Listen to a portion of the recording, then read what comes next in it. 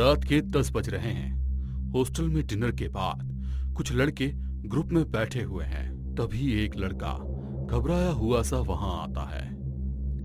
अरे यार, न जाने कहाँ फंस गए हम लोग। मैं अभी ये कॉलेज और हॉस्टल छोड़कर जा रहा हूँ। अरे लेकिन हुआ क्या है? मैं बाथरूम में नहा रहा था तो मैंने खिड़की में एक काली सी परछाई देखी। ऐसा लग रहा था जैसे खिड़की से कोई झांक रहा हो और मेरा नाम पुकारा। जब मैंने बाहर आकर देखा तो वहां कोई नहीं था, बस एक भयानक सी सरसराहट सुनाई दे रही थी। मेरे तो हाथ पैर ठंडे हो रहे हैं। मेडिकल कॉलेज में सेकंड ईयर में पढ़ने वाले सीनियर आरजू के मुंह से ये बात सुनकर फर्स्ट ईयर के प्रीत की घिघी बंद गई थी। उसका चेहरा सफेद पड़ने लगा था। तुम सब जूनियर अपने कमरे में जाओ, ये कुछ ज्यादा ही डर गया है, हम लोग इसे संभालते हैं। प्रीत को कॉलेज ज्वाइन किए एक हफ्ता ही हुआ था और तभी से सीनियर ने इस ब्लॉक के भूत या किस्से सुना सुना कर उसके मन में गहरी दहशत बैठा दी थी। रात के तकरीबन 1 बजे प्रीत को लगा जैसे उसके कमरे के बाहर कोई भारी लोहे का सामान घसीटा जा रहा हो। प्रीत कुछ समझ पाता इससे पहले ही रोड से उसके दरवाजे पर वार करने की आवाज सुनाई देने लगी। ठक ठक की आवाजें सुनकर प्रीत का डर के मारे बुरा हाल था। वो कंबल में दुबका हुआ था। तभी उसके फोन की घंटी बज उठी।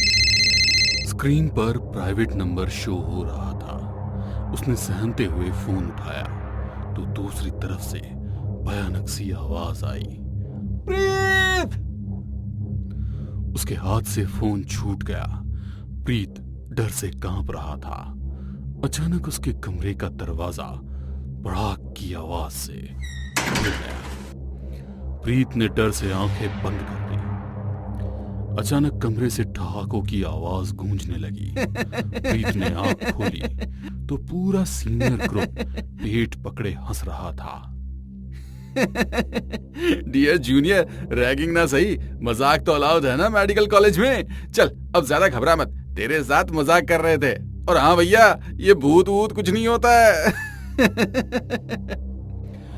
कुछ समय के बाद अचानक कॉलेज मैनेजमेंट का एक लेटर आया जिसके अनुसार सभी छात्रों को रेजिडेंट डॉक्टर के साथ वाली नई बिल्डिंग में शिफ्ट होना था।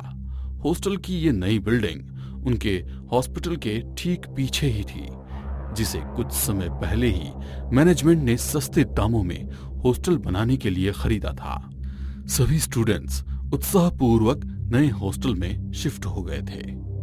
कुछ दिन बीते तो वहां पर कुछ अजीबोगरीब घटनाएं घटने लगी। अरे यार, ये अनुज को क्या हुआ है? आजकल कुछ चिड़चिड़ा सा रहता है, न तो बात करता है न किसी को अपने रूम में आने देता है। अरे यार, क्या बात कर रहा है? मेरा दोस्त है ना राघव, उसका भी यही सीन चल रहा है। न तो बात करता है और ना ही क्लास में आता है। यार, यहाँ पर कुछ हो रहा है शायद। कुणाल और सत्यम अपनी अपनी क्लास में चले गए थे। उसी दिन शाम को डिनर के बाद, यार सत्यम, जल्दी चल यार, मेरा फ्रेंड है ना राघव, वो आज डिनर करने नहीं आया तो मैं उसे चेक करने के लिए उसके रूम में चला गया और वहां देखा कि वो फांसी से लटका हुआ था। राघव के बाद एक हफ्ते में ही अनुज और प्रिया ने भी एक के बाद एक आत्महत्या कर ली थी।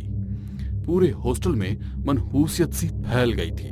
हर स्टूडेंट के दिल में डर था, न जाने कब कैसी मनहूस खबर सुनाई पड़ जाए।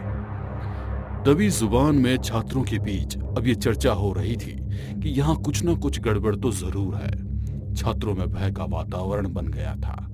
कॉलेज मैनेजमेंट के साथ साथ स्टूडेंट्स भी इन घटनाओं से बहुत विचलित थे और हॉस्टल छोड़कर भाग जाना चाहते थे, लेकिन मिड सेशन में पढ़ाई छोड़कर जाने की हिम्मत कोई नहीं कर पा रहा था।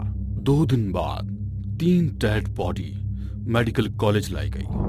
डेड बॉडी को छात्रों की शोध के लिए लाया गया था। डेड बॉडी अभी मुर्दा घर में रखी हुई थी, जो कि हॉस्टल की बिल्डिंग के बिल्कुल बगल में ही था। रात के 2 बजे का वक्त था। कुछ इक्का दुक्का स्टूडेंट्स को छोड़कर बाकी सब गहरी नींद में सोए हुए थे। फाइनल ईयर के 3 स्टूडेंट्स एक रूम में बैठकर अपना असाइनमेंट कंप्लीट कर रहे थे। अरे यार, ये रात को बाहर से ऐसी कैसी आवाजें आ रही हैं?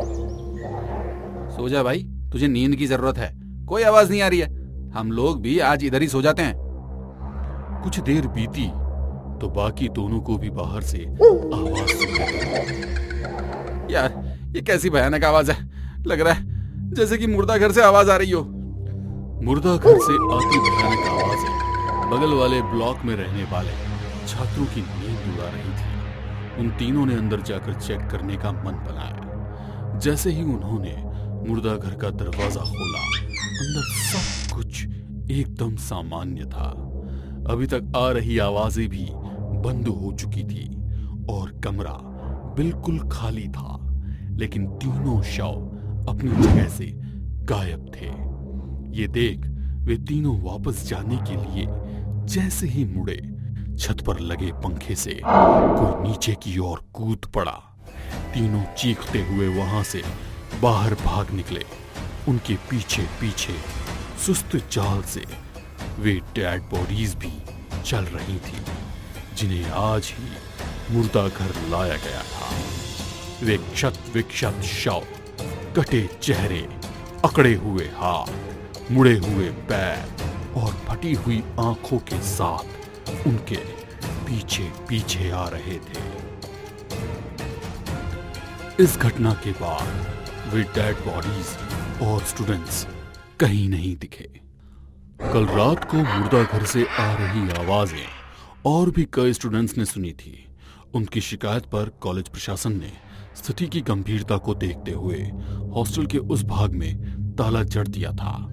पुलिस लापता स्टूडेंट्स को ढूंढने में लगी हुई थी। उसी दिन इंस्पेक्टर को आत्महत्या करने वाले लड़कों के रूम से उनके अपने मोबाइल में रिकॉर्डेड वीडियो बरामद हुए।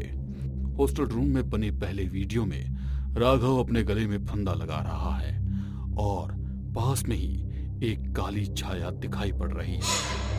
कैमरे के वीडियो में थोड़ी अस्पष्ट आवाजें भी सुनाई पड़ रही हैं, जैसे कोई जानवर गुर्रा रहा हो। फंदा लगाता हुआ राघव पूरी तरह से भावविहीन था, जैसे उसे हिप्नोटाइज कर दिया गया हो। अचानक कोई राघव का नाम लेकर पुकारता है, आ जाओ राघव, आ जाओ। और अगले ही पल वो खुद को फंदे से लटका लेता है। इंस्पेक्टर इस वीडियो को देखकर बिल्कुल सख्ते में आ गए। दूसरी ओर जब स्टूडेंट्स के गायब होने के बारे में गेट कीपर के बूढ़े पिता को पता चला तो अपना नाम गुप्त रखने की शर्त पर वे कुछ जानकारी देने को राजी हो गए।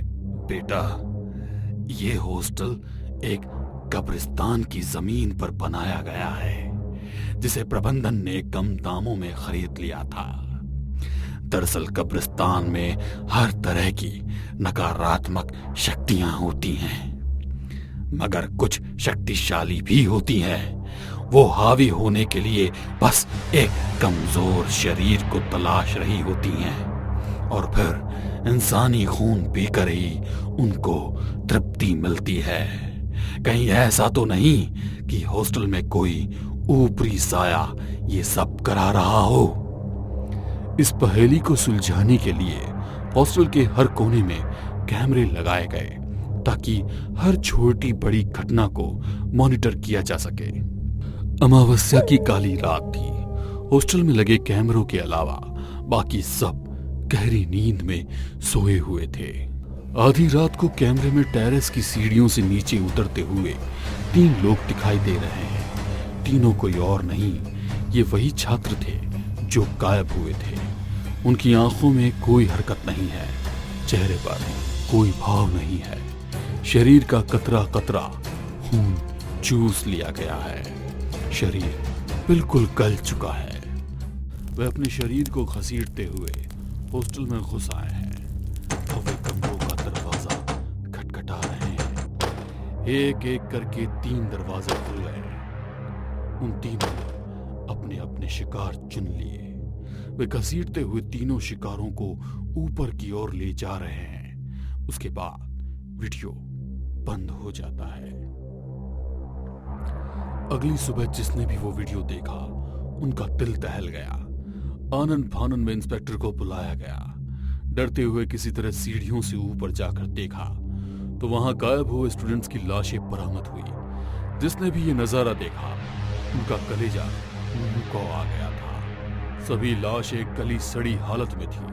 उन लाशों का अंतिम संस्कार करने के बाद उस हॉस्टल को हमेशा के लिए बंद कर दिया गया। इस पहेली को सुलझाने के लिए इंस्पेक्टर शर्मा उस वीडियो को लेकर एक तांत्रिक के पास गए। ये सब शक्तिशाली आत्माओं का किया हुआ है। सैकड़ों सालों से वो यहां भटक रही थी, लेकिन हॉस्टल बन जाने के कारण इंसानी खून उनके मुंह लग गया है। ये आत्माएं रात के अंधेरे में ही शक्ति प्राप्त करती हैं। उन शवों का अंतिम संस्कार नहीं हुआ था, इसीलिए उन तीनों शरीरों में उन्होंने अपना ठिकाना बना लिया। शरीर मिलते ही वो और भी ज्यादा खौफनाक हो गई, और उसके बाद जो हुआ वो तो तुम जानते ही हो। सलामती चाहते हो तो आज ही उस हॉस्टल को खाली करा दो। उस दिन के बाद हॉस्टल में लगा ताला कभी नहीं खुला। कहते हैं वो मेडिकल कॉलेज भी उसी साल बंद हो गया था।